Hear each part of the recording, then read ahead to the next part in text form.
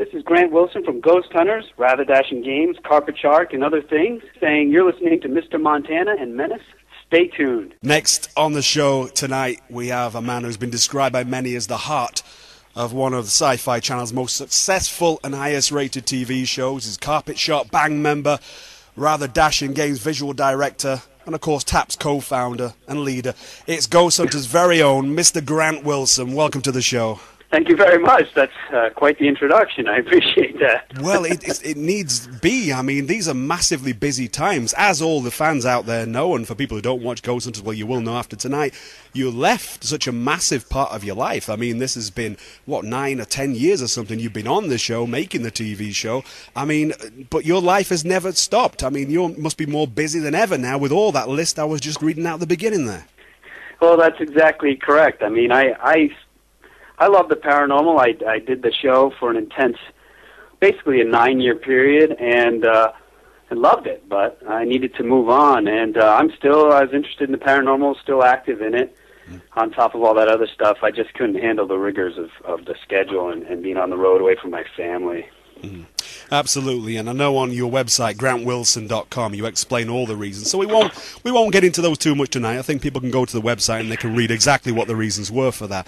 But let me just first of all begin by thanking you, not just on behalf of all your viewers who've found massive hours of entertainment from Ghost Hunters over the year, but also the paranormal community, the research community, who really, you gave so much kudos to paranormal research through that program, and I'm sure you're aware of this, but you gave a new level of integrity, and I think the world, and I do genuinely now think the world, gave a much more serious look now to paranormal research since you began the show in 2004. Yeah, I really feel that when we started doing the show that you know, you mentioned that you're involved in paranormal and people look at you like you have 3 heads, and it was definitely not cool to be a paranormal investigator, but thankfully with the show, people had the opportunity to follow us on an investigation and see that we're not summoning demons or using goat's blood or whatever. I mean, we're just out there trying to help people, and that's not a scary thing, and it's not a bad thing, and all of a sudden it became cool. It's very, very interesting. Yeah, it is. Now, the way you stylize the program, I think, is very important. We'll talk about that as we go through the interview tonight.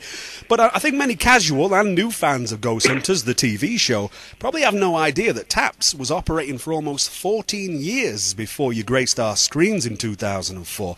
One thing I've always been curious about, what are your memories of that pivotal point when Ghost Hunters as a reality TV show was accepted and brought to the eyes of millions of households through Pilgrim Studios? I mean, when the pilot was accepted, you were brought, and now suddenly you're a TV show.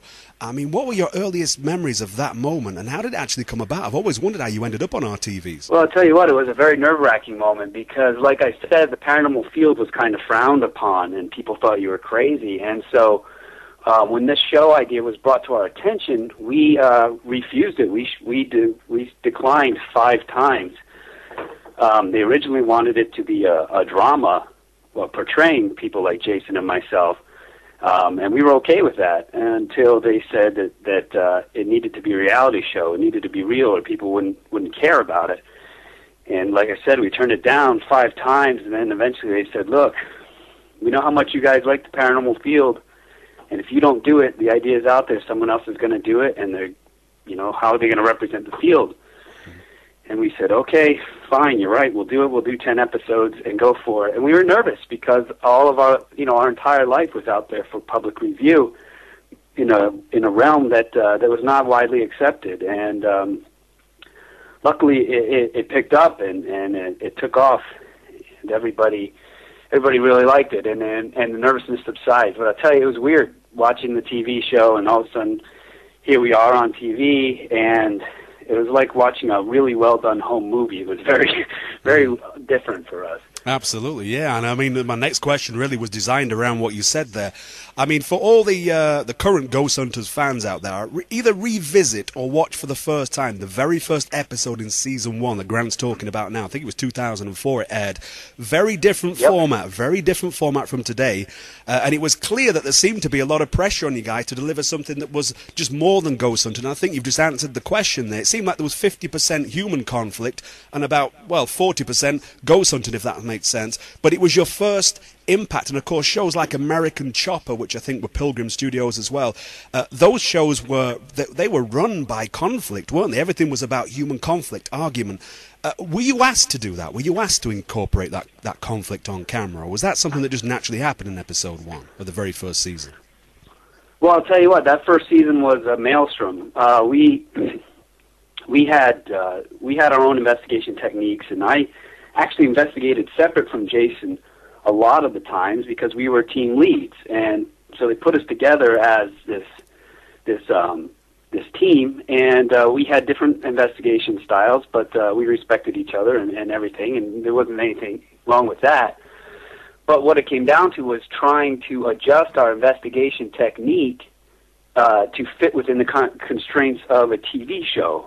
They have legal time constraints and obviously financial responsibilities. They have to pay all these cameramen and all that.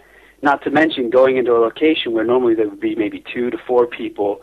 There are now 10 to 12 walking around. So there was a lot of tension there, not necessarily between us members, but everyone was a little high-strung because we were trying to reinvent the way we investigated in a way that would work with the television crew.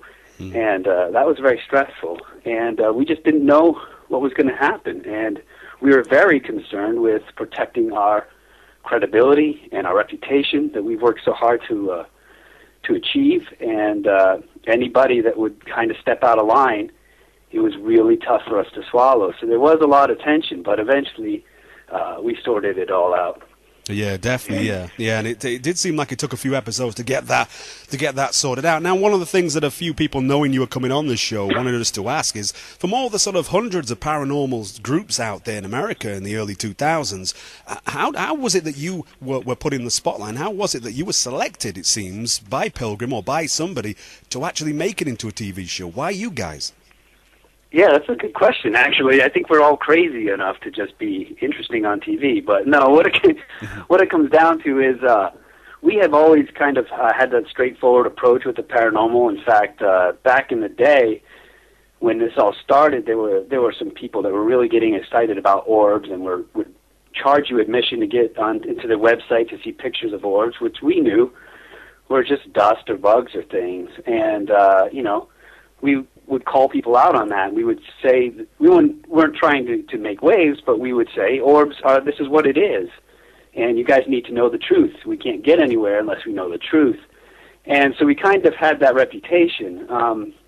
And we had done a lot of media through newspapers or radio shows, and this one guy from the New York Times found us and thought it would be interesting for just kind of a Halloween fluff piece to follow us on an investigation.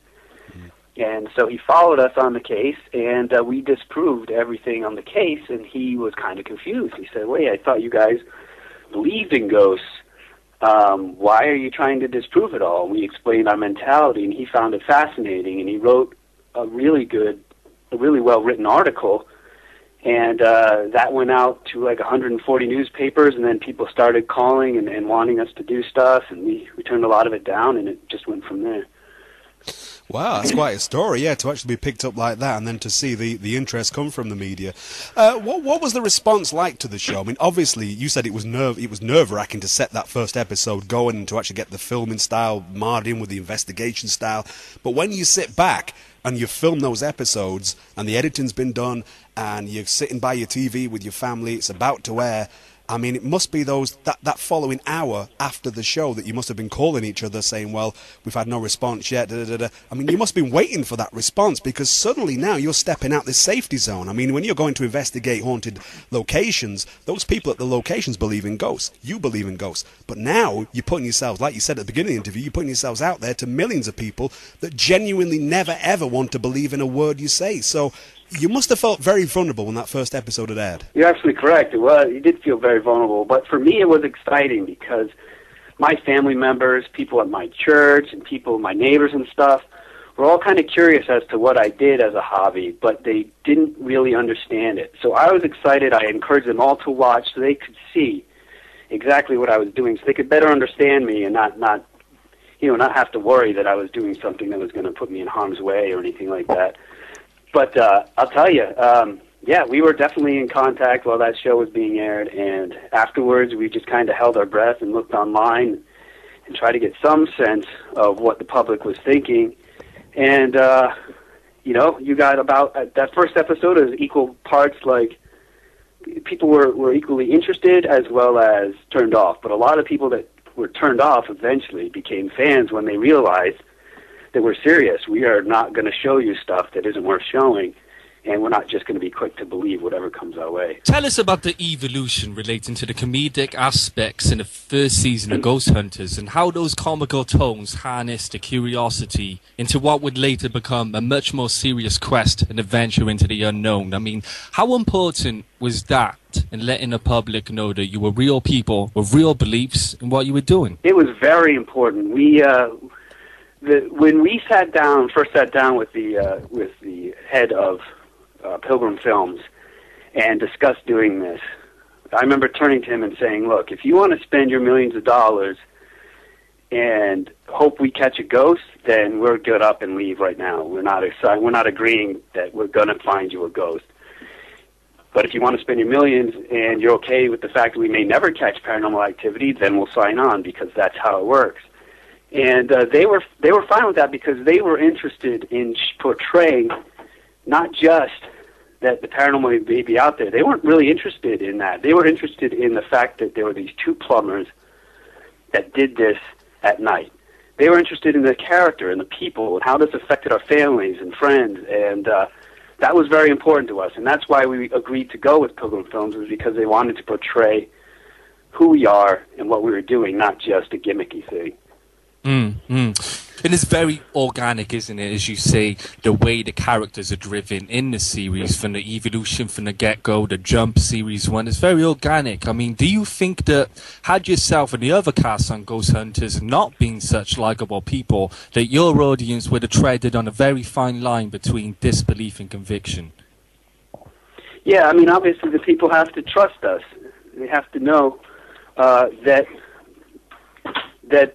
we are not going to pull the wool over their eyes, that we are being legitimate and not looking to fool them in any way. And we've been doing it for so long, and I think that was the key, that we just kept doing what we were doing, but they were filming us with a camera, and we just had to slowly adjust to that aspect. But it's organic because it's all real. I mean, it just happened as it happened. And I think that if we were just kind of obnoxious guys or boring guys, yeah, you'd easily lose interest and you wouldn't care. What would have been so unique about Ghost Hunters is the fact that every hunter in a show has a relationship or had a relationship with the camera, because the camera exists in the world of the show, which also then translates, as you know, with characters have a relationship with the audience.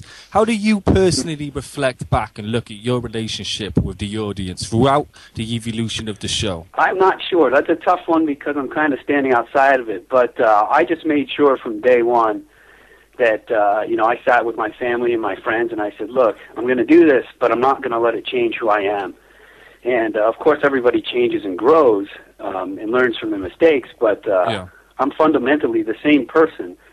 And I think that shows over the course of the 8 years of the show. You can see that I'm the same. I'm consistent. And that was important to me. I wanted people to know that that I looked at both sides of the story, that I wasn't quick to substantiate, and that I was reasonable and I cared about everyone because that's who I am, and those characters' points are important to me, and I wanted to make sure that people portray those. One thing that didn't come across in the show, I think, enough was that Jason and I look far too serious. We enjoy a good laugh and playing tricks, but our show made people feel more comfortable, because at first you think of the paranormal, it's scary at first because you don't understand it, just like anything else, and you have to confront it in order to understand it, and therefore to not be afraid of it. And so we wanted our viewers to take that journey with us. Like, yes, let's go into these scary old buildings, or look at these terrified families and watch them transform as we sort out what's happening to them. And that was very important to us. So I actually would get a lot of correspondence from people saying that their children can sleep at night, or my son isn't afraid of ghosts now. Now, of course, then the show progressed past the first season. We saw the maturity, not just of the camera angles, etc., but the maturity of you guys. You seemed settled then, and we got ghost hunting then. Much more ghost hunting, hardly any human conflict. I mean, was this down now to a feeling that you'd proven yourself both as a credible and commercially viable TV show and a credible organization to the people? Yeah, I mean, it was definitely, as the show went on, we started to understand. We found our fans. We found the people who appreciated the show. We understood what they were looking for and what they liked, and it was just all became a little bit more comfortable. And not only that, but the team we started the show with was the team we had at the time, and some people weren't cut out for it. They couldn't handle it, and some people could, and so that all got figured out, as well as just the comfort level with the whole process, and we figured out how to do our investigation around these cameras correctly. Everything just kind of fell into place around season 3. Yeah. And of course, as well, you had the commercial success now. I mean, your magazine comes out, you got the merchandise, the DVD box sets. I mean, how far does the commercialization now of your sort of humble Taps organization at this stage start to impinge on the real purpose of what you were doing? Now, I don't mean the ethics or the integrity of what you were doing, but I mean the protect, educate, and help people paranormal experience. What I mean is, do you now start doing cases just for TV success, just for the cameras, the Manson murders, locations and stuff? Were there a lot of places that weren't making it to the program is really what I'm asking. How does that commercialization impact on Taps is what I'm saying at that stage? That's a very good question. Well, quite honestly, the first few seasons, we were dealing with whatever case we could get, and we had to help the people understand that they were going to be on national TV, and a lot of people didn't want that. But as the show went on, we started getting better cases and more cases for us to choose from. And the cases like the Manson murder house was one that was sent to us. That was one that he had contacted us. So obviously the production company has an agenda. They want to get shows that have a story built in, that are visually appealing. But Jay and I had the final say on which investigations we would do. Unfortunately, SyFy would have final say on which cases would air. So it's fair enough. What we would try to do, if you think about how television production works, it's very expensive. And so if we had an excellent case in California, well, while we're out there and we made the trip, we're going to try to find other cases in the area. And sometimes some of those cases were more like Alcatraz, where, they had tried to get in there for years.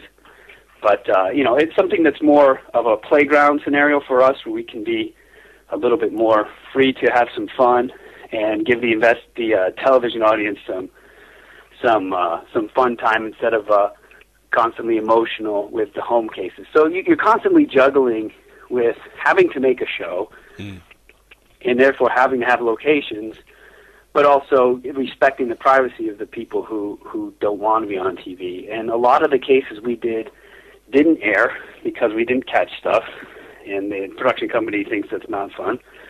But it was tough. It was tough because I'm away from my family, and I'm taking time to help somebody, and I always want to make sure there's somebody to help. And we wouldn't let them do cases where there wasn't an ability to really help someone, except for the occasional one where we just did it because we've always wanted to do that building.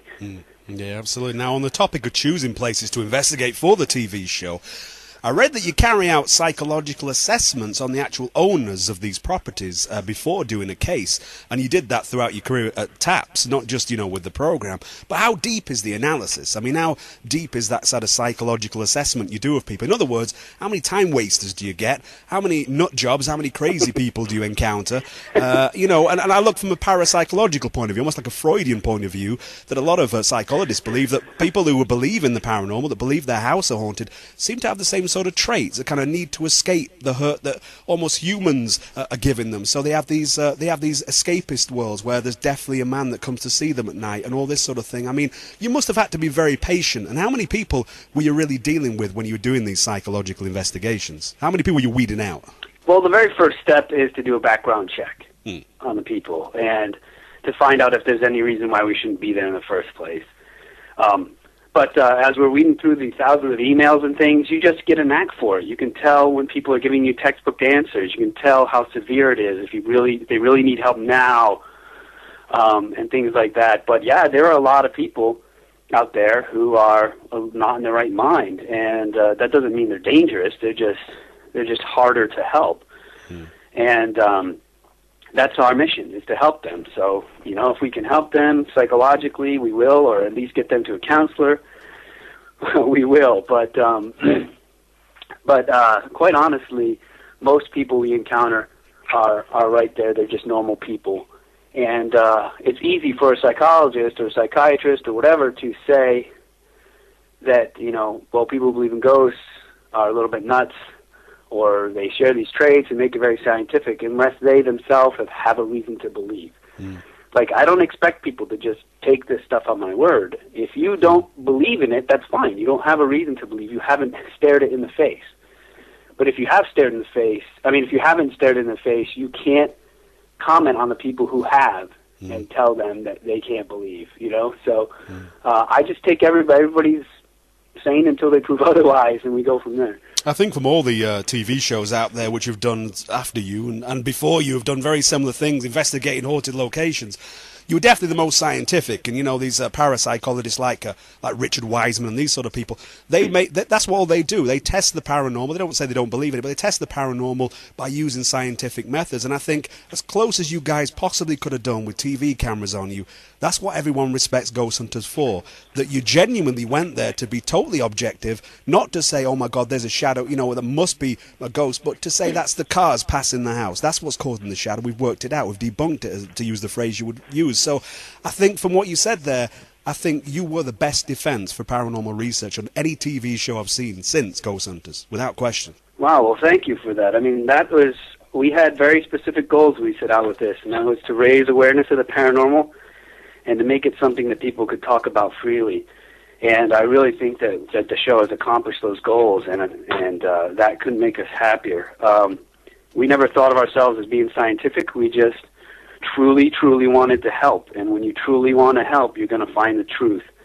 And that's all we were looking for. I appreciate that. That really does mean a lot to me. You mentioned the word happy. There was ever a point in time for you where the criticism of ghost hunters became so real and scary that the public became as scary, and if not scarier, than what you were investigating yourself? Did you ever receive, any unhappy letters from fans, crazy fans, any angry Christian mail? Well, I'll tell you what you get. Predominantly you get support. You get people who are just glad that the show is on, and that there are other people that think like them. But then the other ones you get are from people who are just on another planet. Like, oh, you understand me, and then they start talking about cosmic stuff that just, doesn't jive with anybody anywhere.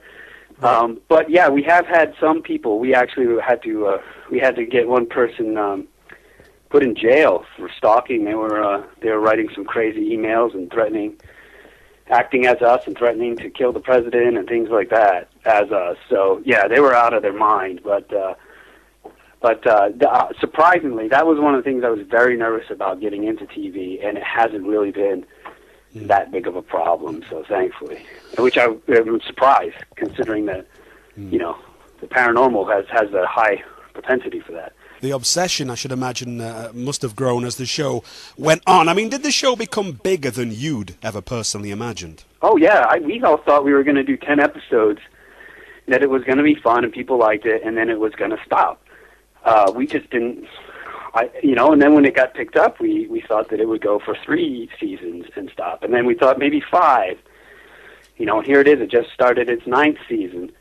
And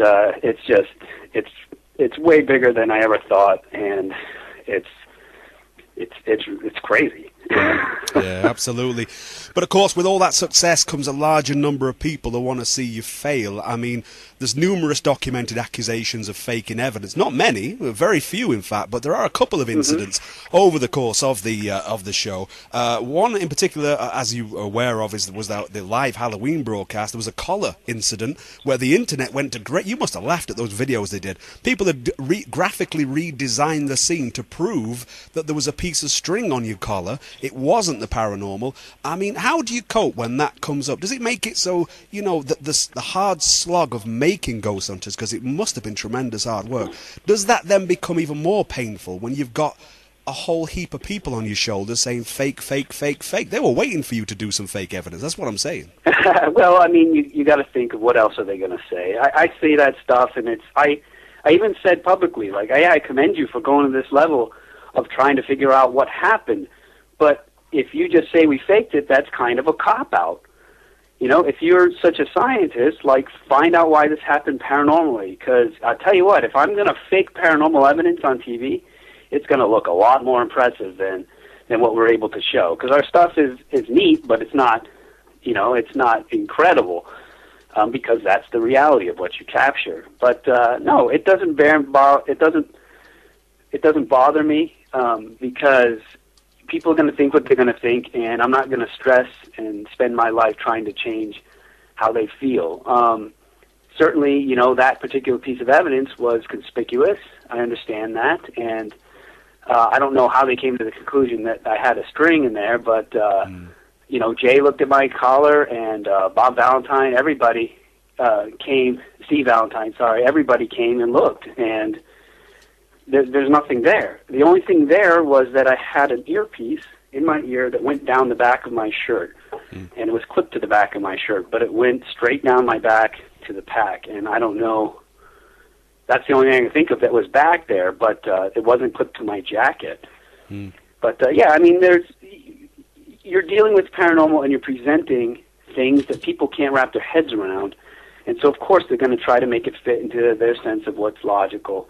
And you can't fault them for that. I would just appreciate if people put that much effort into trying to figure out some of the other evidence. Like, don't have it point to me being fake, because I'm not faking anything.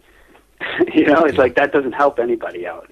There was almost, of course, the other side of the argument of people who were disgruntled with the shows because they said, they're too real. There's not enough Hollywood there's not enough... I mean, I don't want to disrespect any other shows out there because we don't have the makers of those shows on the call with us now. But Ghost Adventures, for example, has got such a big and a very young fan base because they do make it very Hollywood. That's part of their thing, to make it very glamorous for the cameras. There was almost that disgruntled group of people who said that Ghost Hunters became too real, it became too scientific, not enough happened. I mean, how did you balance that? I mean, obviously, we're not assuming for a second you never think about fabricating anything, but of course you've got the pressure to produce, haven't you, when you go to a location? No, I don't. And the reason why I don't feel that way is because if your goal is to catch a ghost, then you're going to find one, whether it's there or not. But if your goal is to go there and help the people, then whatever you find out, whether it's a ghost or you can disprove it, is the truth, and that helps them, and you find equal satisfaction. So whether the audience wants to see a ghost or not, that's not up to me. The location itself will determine what's there, and we find what we find. And I never ever felt any pressure to produce anything, and the production company never put us in that situation. Because like I said, going back to that first conversation, if they want to see one, then we'll walk out right now. And it was actually in our contract that if anyone was caught faking anything or trying to put something in the show that wasn't real, they would be fired immediately, and we would be free from our contract. So we took it very seriously. And but there are shows, like Ghost Adventures, that show's out there for a reason. There are different shows for a reason. Our show, we just did what we were doing, and we just did it. And other shows are doing what they're doing, and if you think that Ghost Hunters isn't loud or fast or dramatic enough, then you go and watch another show that is. That's why there are choices. I thought you'd have that view on other shows as well, because a lot of people do kind of fly that flag, and I think you did, that the paranormal research community, particularly in the entertainment industry side of it, shouldn't be about competition, really, should it? And I know that you guys, perhaps not yourself, but I know some other people from the TAPS team get along very well with the Ghost Adventures crew and stuff, so a lot of people do want that beef, they want arguments, they want you to clash, but like you say, there's something for everybody out there. Speaking of efforts, a lot of people who knew you were coming on the show really wanted us to commend you in particular, Grant, because as the shows went on in the early days, that beep machine was your friend. I mean, it was going off crazy sometimes when Brian was up to his usual antics. But then you started to, particularly yourself, started to realise that, look, can we get rid of the beep machine and let's try and use some words? I mean, you probably know your fans cite some of the words that you would use in the heat of the moment. We're talking the heat of fear, the heat of shock, something's just about to happen. And the words that you personally would use, I mean, your fans of Ghost Hunters really know those phrases. I'm talking things like, what the fetch? What the fetch, yes. What the fetch was it? And that was at the table, I believe. There was a table and the table moved. And people just cite this. I mean, was that a conscious thing, or was it a fact that you had to censor yourself like I do when I'm teaching? Do you have to censor your tongue, or was it just something that naturally started to come as you became more mature with the show? Well, I'll tell you what, that they actually, in the first season or two, they bleeped me a couple times when I never actually swore. And I confronted them on that. I said, look, I didn't say a swear. I didn't cuss. And they said, well, it makes it feel more gritty. And I said, yeah, but it's a lie. Don't do it. And they stopped. And I just have never been big on that. Especially, I think that when you cuss, that that you lack some creativity. And I mean, I cuss when the cussing time is right. If I hurt myself, whatever. But when the cameras are on too, you just you're limiting your audience if you start doing that. And what kind of role model are you if you can't, you've got to control that. And I mean, I've been doing that my whole life, and it's just who I am. Like I said, I didn't really change for the TV show. If I was a cusser, then I would have been cussing on the show, but I'm not really that much of a cusser. Really sounds like towards the close in the Ghost Hunters for yourself was very much a spiritual awakening, so to speak. I mean, have you experienced any dreams relating to any of the previous activity you've experienced on Ghost Hunters after the show?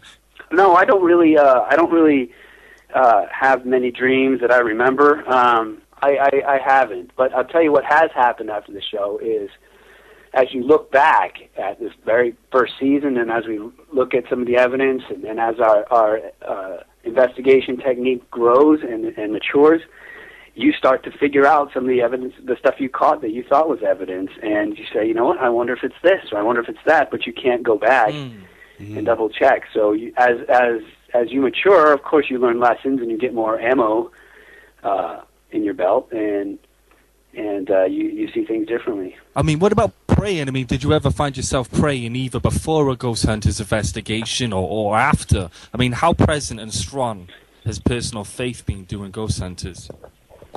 That's a good question. We never let the people's personal beliefs or faith, as far as investigators go, really play in. If you have it, then you keep it to yourself and you use it. We don't, if a client wants their home blessed, then we'll find someone of their religion. Various people in TAPS hold religious positions. But if you want to pray and that protects you before you go in, or you want to do a sage smudge, or you want to do a ritual with a talisman or something, fine. Just do it before you come, or do it where people can't see it, and then go in, and we're professional when we're in the home. Yeah, and that was such a powerful thing for me watching Ghost Hunters as you went through. A lot of paranormal investigation is masked in religion, and particularly with exorcism and people who are demonologists, etc. you never pushed that. You never went for that card. And that could have been a very big meal ticket if you'd gone for the religious card as well. You know, you could have really captured a new audience with that. And I think I really respected even more for that it was just about the business. And that's what Ghost Hunters was always and still is about the business. Now, of course, you left the show last year, 2012. All the fans of Ghost Hunters are dramatically upset. Did you feel guilty walking away because of all the fans and the messages, the constant comments? When you post up something really cheerful on your fan page, you get comments of sorrow and people saying they miss you still. And even with your art, which we'll talk about, all the amazing artwork we'll speak about in a second, people don't talk about the drawing. They talk about how they miss you on the show. With all that, has there come a lot of guilt on your part? Well, I'll tell you what. It was a huge decision. And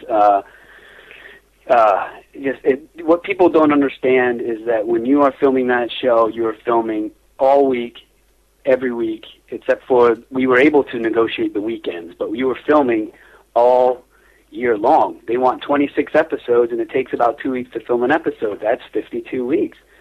And you're cramming and you're going nonstop, and it hurts your health, it hurts your family life, it hurts everything.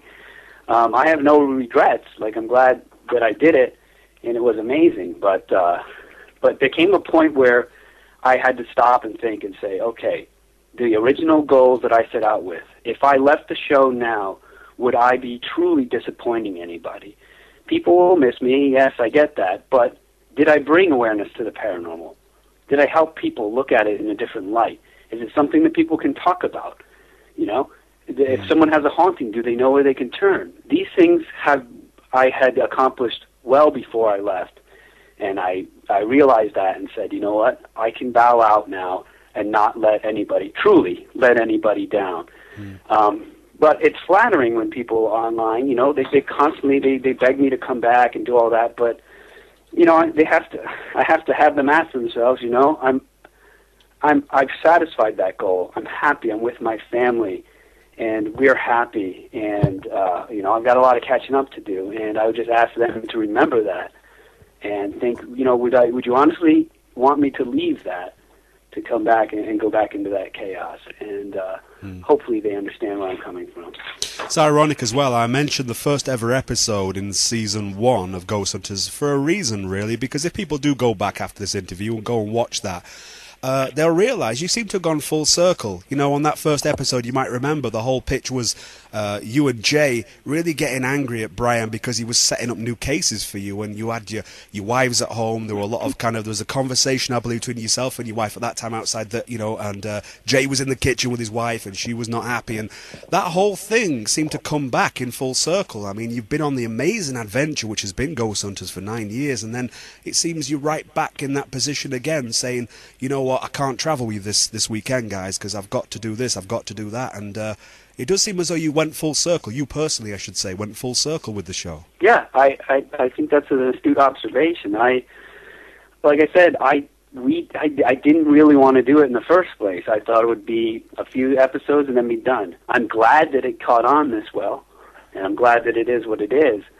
But I need to make it very clear, just like my wife was in that episode, she was very supportive. And, you know, if you got to help that family, if that's what you have to do, that's what you have to do. And she's been that way through the whole process.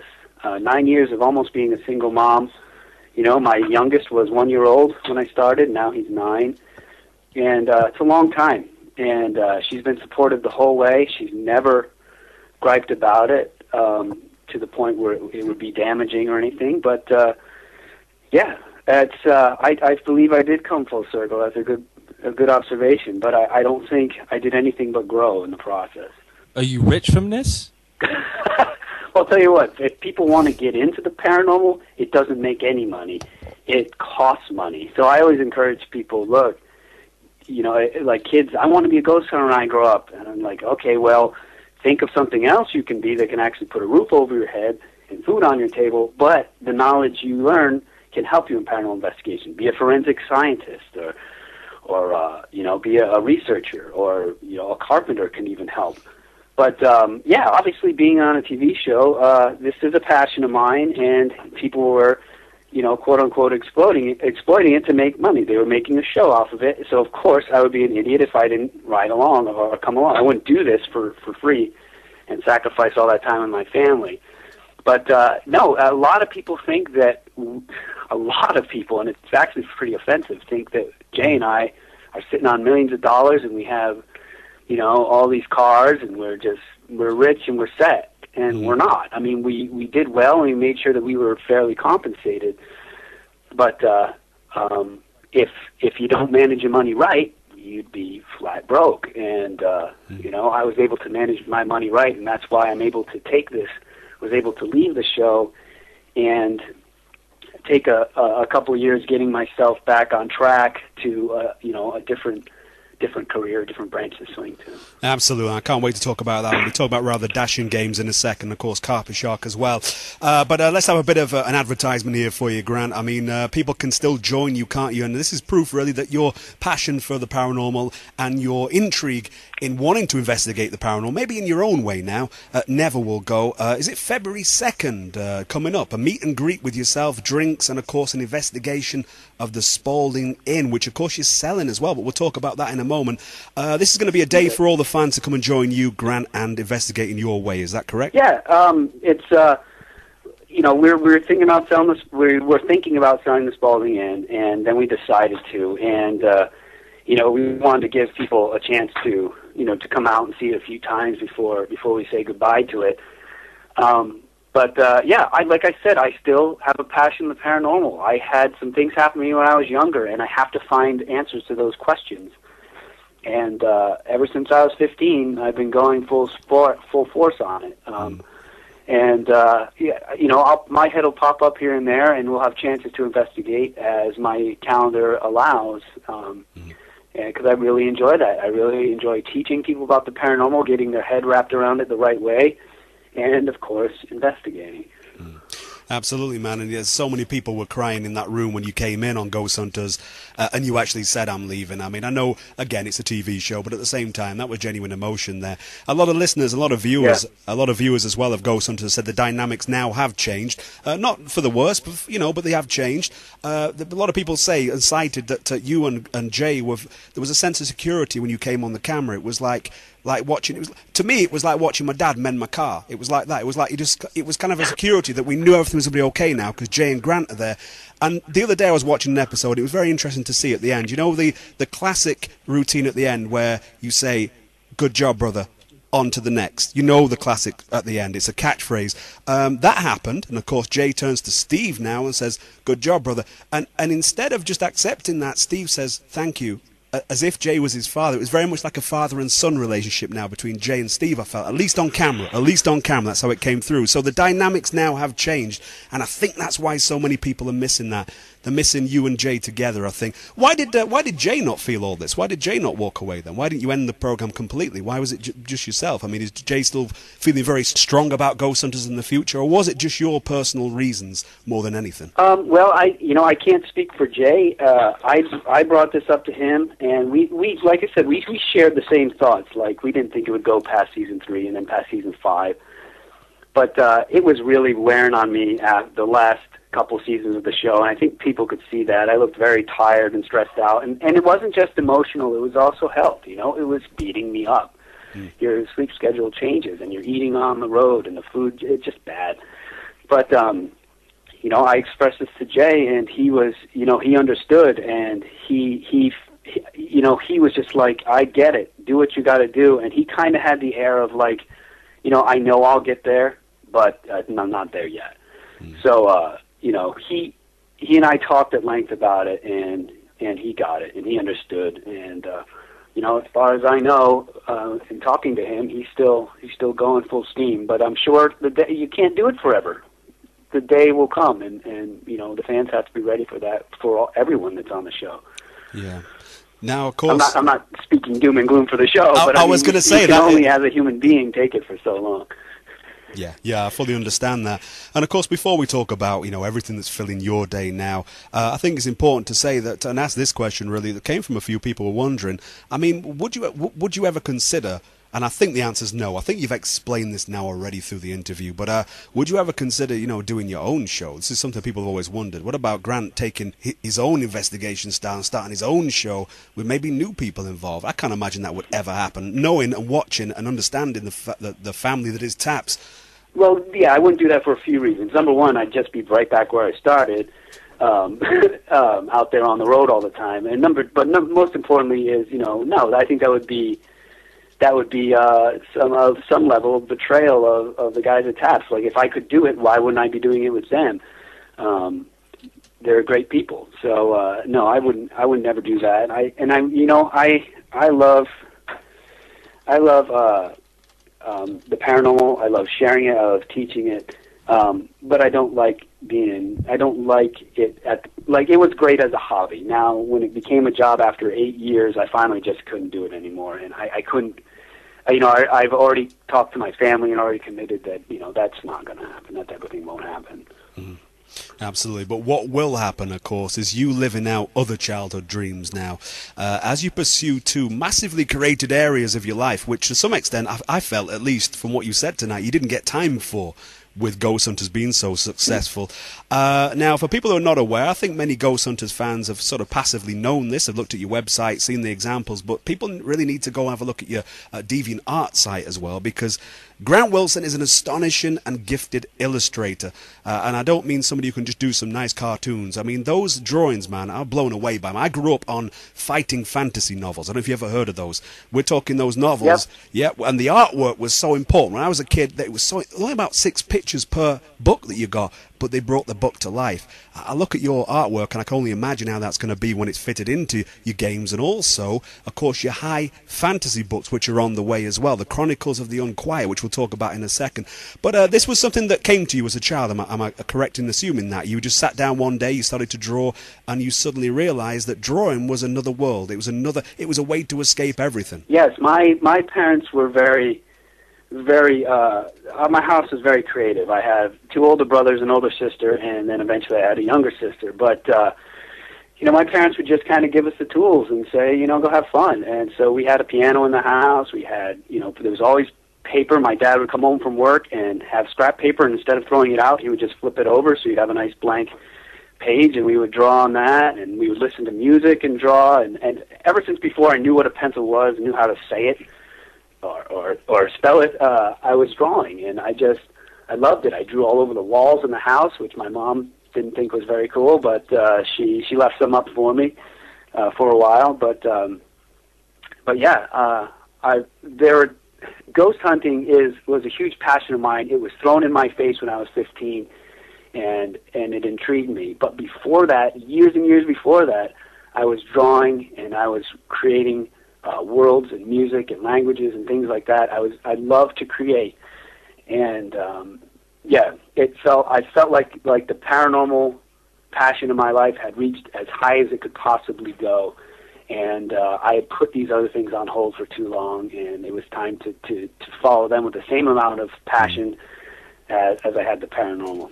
And of course now you're translating that artwork, at least to begin with, into rather dashing games that we'll talk about in a second, and your artwork can be seen there. But this high fantasy books, I believe that's what you call them, high fantasy, the Chronicles of the Unquiet, it seems from what you've just said there as well, that this world and these languages and this art that you've created since a child, it seems like you're a bit nervous how people react to it. It seems like you use phrases on your website like we'll let you see this, we'll let you into this when we're ready, sort of thing. I mean, are you a little bit anticipated when you think, when do we put this out to people? How will people accept this? It sounds like a massive world is what I'm saying that you created. Yeah, it is a massive world. We call it high fantasy because it's in the likes of Tolkien, to that scale, and other books like that, where, I mean, I say we because a few years after starting to create this and stuff, I was bouncing ideas off my good friend Mike Ritchie, and then he finally just said, let's do this together. And so together we're creating this world more and more. And yeah, we've taken this. We have this world that we're trying to create, that we've been creating, and it's everything. There are languages, culture, believable magic. But it's more a story about the human condition, and we just set it in a fantasy world because you have a little bit more room to play with, and you can just tell story better in the fantasy world. There's more room for metaphor, and but it's fantastic. It'll be about 20 books when we're done. It's a huge world, but it's not so big you can't wrap your brain around it. It's beautiful. I have friends that don't like fantasy at all. They only read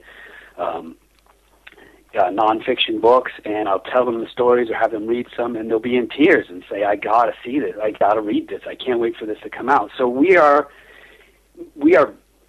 vibrating, we're brimming at it, we're ready to get this out there. We want to share with the world, but we want to make sure it's our life work. I mean, this is truly our life's work. So when this comes out, yeah, we're nervous, but you know what? If we don't sell a single copy, we'll be happy that we wrote it and that it's made, and that someone maybe down the road will look at it. But I guarantee that if people read it, they'll love it and they'll fall in love with the world. It's amazing. And I know I'm not a boaster. It's just the stuff that comes out that we've created has floored me, and I'm very surprised, and I just can't wait to share it and see what people think of it. Yeah, well, we'll put some links in the description for this interview. We'll put some links up so people can explore all the things we've been talking out throughout the interview. We'll put those links into that description. I always feel that God works in mysterious ways. I'm a real believer in God, of course, and I pray a lot, but I do believe he works in strange ways. And it's strange how you having so much success with Ghost Hunters and gathering literally multiple millions of fans for what you did in Ghost Hunters now buys you a license to get those, at least half of them, to come with you on this adventure. If you'd never done Ghost Hunters, it would have been tough to sell this idea to the world and start from scratch, wouldn't it, to actually try and get an audience for this sort of thing. But now you've got that audience captive, so it's almost like Ghost Hunters could have paved the way for this. Yeah, I mean, I would have found a way to make this book and publish it no matter what. Thankfully, I didn't really tie them together, but thankfully Ghost Hunters will put this in front of more people's faces. I definitely think that Ghost Hunters will open the door for stuff like my band and the books and art and all that. But I really think that people will keep them and appreciate them for what they are. That's important to me. I want, it's nice that I can put this in front of these people and they'll look at it because they know me already. But I think once they look at it, they'll stand on their own. They'll really genuinely like these books, not because Grant Wilson helped create them, but because they're good in and of themselves. And that's very important to me.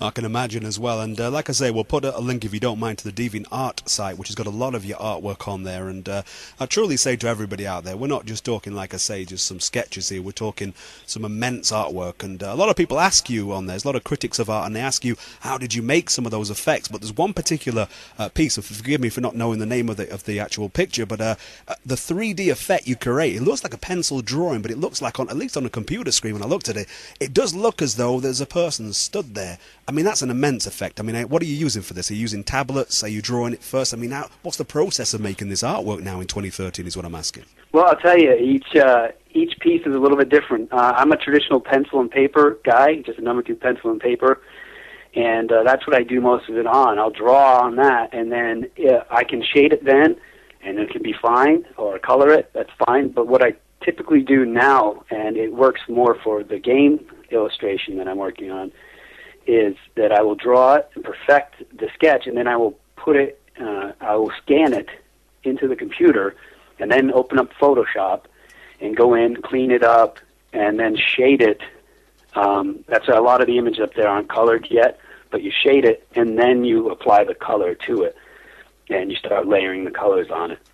And that's the process I use. I'm lucky enough to have a Cintiq system, which is it's an extension of your computer monitor, and you actually bring the images up on it, and you can draw directly on it. Instead of having a tablet in front of you, you can look at the image directly in front of you and draw right on it with the pen that they have. And it's amazing, and it just becomes an extension of you, and it's really allowing me to make some fantastic art relatively quickly.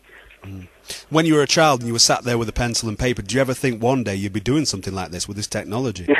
No, I couldn't even have thought that it would exist. But I always had a dream. My very first life dream was to be able to make a living by drawing art, and I would draw it. I would paint windows in college, and for Christmas and stuff like that, and I would do it here and there, but I always wanted to support my family off of creativity alone, and I'm well towards that. That was my very first goal. it's also got to be said that Rather Dashing Games is starting to pick up speed. I'm seeing some press out there. I'm seeing a lot of success with the first game that was released, and a good review I think I spotted the other day, a very positive review for that first game that's come from Rather Dashing. Now, Rather Dashing Games is something, again, has been set up by somebody who you've known for a long time, a close friend, I believe. What's the real purpose with Rather Dashing Games? And for people who are not aware that Grant Wilson is massively involved with this company, what can they expect? What separates this company from all the other companies out there making games? What is your goal together with Rather Dashing Games? Our goal is to make games that are well crafted, have more than just shapes and colors. They have quality art and good story behind it, that can be learned in 10 minutes and last about an hour to play. Of course, we'll probably come up with games that are a little bit more intense than that, but we want to make good quality games that are indeed rather dashing. They're well crafted, beautiful to look at, and fun to play. And my friend Mike Ritchie has been designing games for years, and he's very successful at it. But he wanted to branch off on his own, and he needed an artist, and so we got together and we started this company, and it's doing really, really well. All of our games are, we are an American company, and all our games are made in America, which is, of course, important to us, with sustainably forested materials and soy-based ink instead of petroleum. So, we're trying to do everything right. We want people to look at our company and go, wow, these guys are just right on. They're doing all the right things, and they have the right spirit about them. And when people come and visit us, we do conventions, we display our games and things. When people come to us, they end up leaving feeling that these are just good guys, and I love them, and I love their games, and that's kind of the whole goal of what we're trying to accomplish. Absolutely. And I think personally, you've never become a celebrity in your mind, and I think that's really helping you now with Rather Dashing Games. I've noticed a few things with a few people saying, will you come to our convention, will you come to this, will you come to that to promote the games? And I've seen a message on your website, this is, where you just say, count me in, I'll be there. It seems like you've never become a celebrity, even with the massive success of Ghost Hunters, and I think that's really going to come into play now with Rather Dashing Games. Very humbling the way you deal with people.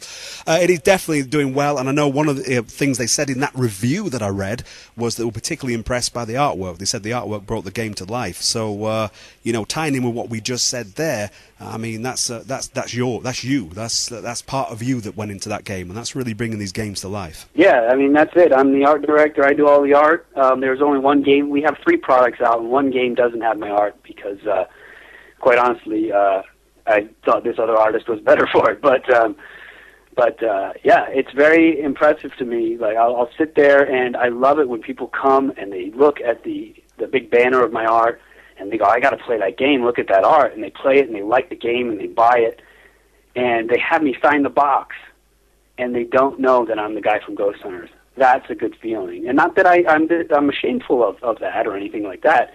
It's just that they totally were excited to play the game and bought it and liked it enough to have me sign the box just on my art alone, and that means a lot to me. I can only imagine. And it must be an astonishing feeling just for that one moment to be able to put your head up, and just go, wow, that wasn't because of Ghost Hunters. That was because of something new. And, of course, this is what we're talking about now, the future, life after death, so to speak, life after Ghost Hunters. So Rather Dashing Games, you're going to become, or you are becoming now, a top elite games maker and an artist for that. We're talking about these Chronicles of the Unquiet as well, so we're talking author, world creator for people. Also now, Grant, you're going to be a rock star because, of course, you have the band Carpet Shark. I believe that, again, this is you, a few friends, and I believe, I may have got this wrong, I may fall flat on this one, your wife on vocals as well. That's how close-knit this band sounds. Carpet Shark, what's your goal with Carpet Shark? I've seen the SoundCloud. That's right, that is my wife. She plays bass and sings the vocals, too. But, Carpet Shark, well, I'll tell you what, really quick, I won't bore you.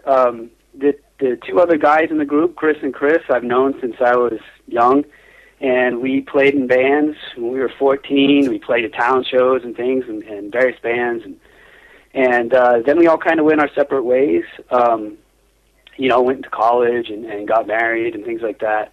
But we always stayed in touch, and then we got back together musically, and everyone's talent had multiplied immensely, and we got together one night and said, let's just jam out and see what happens. And we were able to write 5 songs in 3 hours, and we barely talked to each other.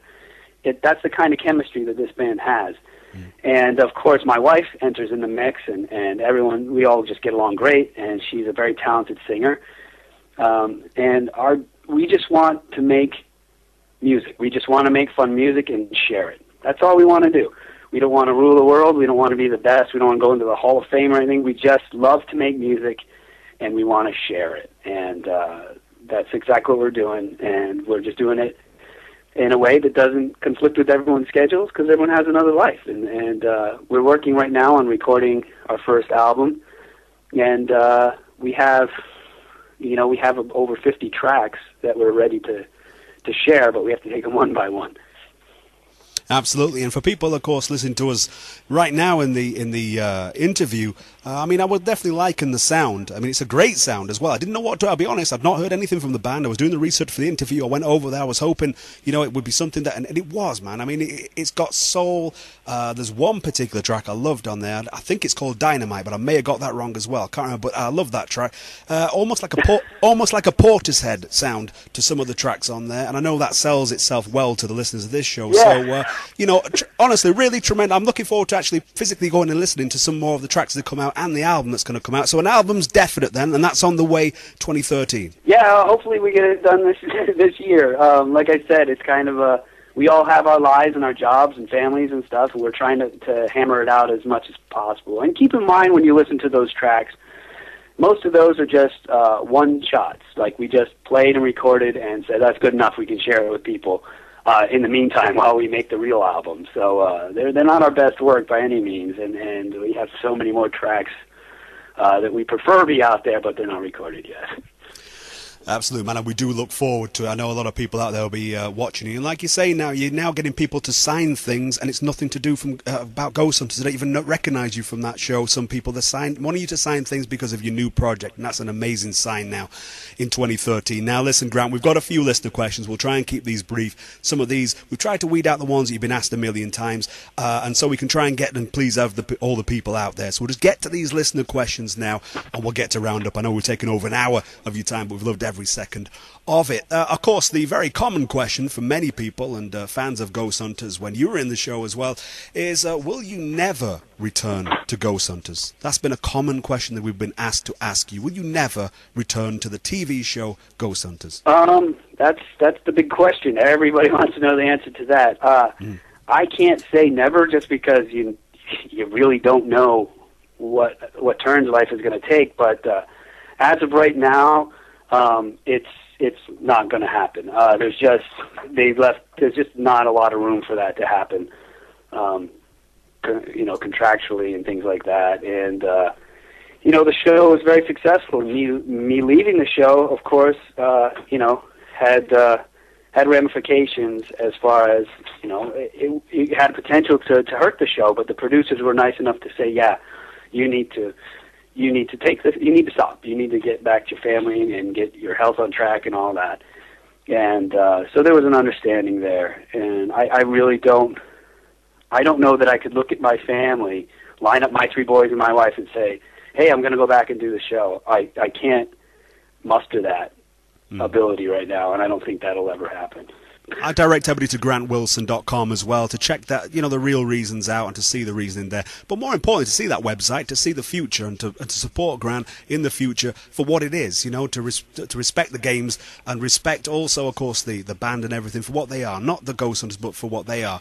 Another question, what has been the funniest moment in the creation of Ghost Hunters, the TV show? What has been the funniest moment or some of the funniest moments when making that show? I think the funniest thing that ever happened was a lot of funny stuff happened, so it's tough. But at one point, Jay, myself, and Donna, if you remember Donna, we were on an airplane heading to an investigation, and we were in the back row, and Jay and I were on the aisle seats, and Donna was sitting somewhere else, and she got up to go and use the bathroom, which the door was right between our 2 seats behind us. And she went in and used the bathroom, and Jay and I were just being silly. We knocked on the door, and Donna replied, "Oh, I'll be a minute, hang on. And so we waited, and then we knocked again, and she's like, just a second, I'll be out. And we kept knocking until she got angry, I'll be out, I'm almost done, just wait a minute. And she started getting really riled up, and we were just expecting her to come out and just kind of hit us and move on. But what happened was, down the aisle started walking this elderly woman towards the bathroom door, and we didn't quite know what to do, so the elderly woman knocked on the door, and Donna let off a string of expletives and thoroughly made this lady blush, and then Donna opened the door and felt very embarrassed. Yeah, I can imagine. That's the kind of stuff that yeah, I can imagine. that we would do together and just have a good time. Yeah, no doubts. I mean, a lot of it was captured on camera. A lot of it was kept in, particularly in the early seasons as well. A lot of the things were there. The most comical thing for the viewers of your show, from what we've heard from the feedback, is a duo that isn't you and Jay. It's Dave Tango and Steve. Some of the things they do in their investigating, it's almost like a comedy double act, I think, for a lot of viewers. And I think the editors and you guys, know that. And I think secretly, I don't know if Dave Tango knows it, but Steve definitely knows. There's a bit of comedy. There was one episode where Dave Tango thought he'd test something by seeing if he could fall up the stairs, I think it was. It's little moments like this where I think the viewers suddenly think, these guys, Dave Tango's serious with this. And I think Dave Tango is a great comedy light relief for a lot of viewers. That's at least what we've been told anyway before you came on the show tonight. Oh yeah, Dave is hilarious. Steve is great. They're like, we always think of them as the old married couple. They kind of have that feel about them, and those guys are great. That's how they really are. They're not playing it up for camera. No one's asking them to. That's just how they are, and it's great because that's the reality of it all. It's there's serious parts, but we're having a good time. We're enjoying it, and we're real people. We're not actors. We're not any of that. We're doing what we're going to do, and they're going to film and show you what they think they should show, and that stuff is definitely worth showing. Now, I asked you there, the listeners wanted to know the funniest moment. You told us there's one of the moments that we spoke about Steve and Dave Tango, but what about the scariest moment? I know it is a slightly generic question, but it has to be asked. There must have been that moment. Maybe it didn't even make it to camera. In your history of ghost hunting, maybe before Ghost Hunters came to the TV in the days of Taps, the 14 years before, what has been that one moment in your whole career as a ghost hunter that is really something you'll never, ever forget in terms of the power of the situation you found yourself in when investigating? Well, I'll tell you what, there are a lot of situations where you are humbled instantly and have a respect for the paranormal. But when it comes to fear, honestly, the thing that I'm afraid of most are the people who are alive, the homeowners, the people that we run into that are part of the occult, and know that we know they're part of the occult and things like that. Those are scary situations. We've been in situations where we've discovered cults doing activities and rituals out in the woods, and they've discovered that we're there, and they're not happy about it. Terrifying experiences, especially where the policemen of the town are involved in the cult and things like that. That stuff is terrifying. But as far as paranormal activity and respect-wise, there's just too many to list. I remember one house we just needed to get through the living room to the kitchen to get a drink, and we couldn't. We were afraid to walk through the room because every once in a while, something would move in the room. A chair would slide or a table would slide, and we just, we didn't want to get our shins hit by a coffee table or anything like that. There was one moment that I think, not to ramble, but one moment that I think probably I will never forget is when I had when I was first really touched by an entity, and we were in a house, and we were sitting in the kitchen, and we could hear some noise coming from the hallway next to the kitchen. So I poked my head out and started walking down the hallway, and this black mass came rushing at me, and then I got slapped hard in the face. And that's when I stood there for a minute and said, okay, that was a milestone. Okay, this can happen. Do I continue doing this, or do I let it stop me? And I decided to continue to do it. The question is then, there was a lot of talk when you left Ghost Hunters. This is what the listeners and viewers of this show are saying. There's a lot of talk about Jerry Seinfeld replacing you. Where did that story come from, and is there any truth to it? I saw that, and I have no idea where that came from. And somebody just decided to do a spoof or a silly article. And as far as I know, it just came from that person's imagination. There's no truth to that at all. And I have no idea where that came from. Oh, okay. Another question. Have you ever been approached to act in a movie? There must have been quite a few casting agencies now who've thought, hey, Grant Wilson's available. He's a face that's been on millions of screens. Let's get him in a new movie. Let's get him in a new sitcom. Let's get him in something on TV again. Have you had offers is the question. I haven't been approached to be in any movies. I think it might have come across pretty clear as to why I was stopping doing the show, and that might have turned people off, and I'm okay with that. I don't want to act in a film, but what I have been approached by people is asking me to write music for films, because I do solo piano music as well as my band stuff, and people really, really like that, and I've been asked to score films with that, and so that I've been working on as well. Excellent, and of course I wanted to talk about all the work you do with the piano, because I remember seeing your MySpace page with your piano music years ago. That came up, and as MySpace disappeared, it seemed as though that page did as well. But is that another project, another side project maybe, as well as the band, to actually not just do the music for movies, but also to have a project, a recorded project with your piano work? Yes, the piano work can be seen, or listened to, I should say, on my website, grantswilson.com, along with all this other stuff. I'm still writing piano, I'm still recording it, and there'll be more to come on that as well. Listen, Grant, it's been an absolute pleasure talking to you. I want to wish you all the best for all your projects. We're going to put links to absolutely everything on this description. I'm sure all the Ghost Hunters fans have really enjoyed it tonight, and everybody really, to understand the psychology of why you stepped away, that it wasn't negative, it wasn't all the rumours about diseases and about divorce, and none of that. It was a happy ending, it was a happy conclusion, and it was a massively successful part of your life. 9 years of success with Ghost Hunters. Grant, thank you so much. Keep in touch, and we'll speak again very, very soon. Thank you. I look forward to it, and I appreciate you taking the time. Thank you. Thank you. Grant Wilson, take care. God bless. We'll speak again very, very soon. Excellent. Thank you so much, gentlemen. Be safe. All right, take care.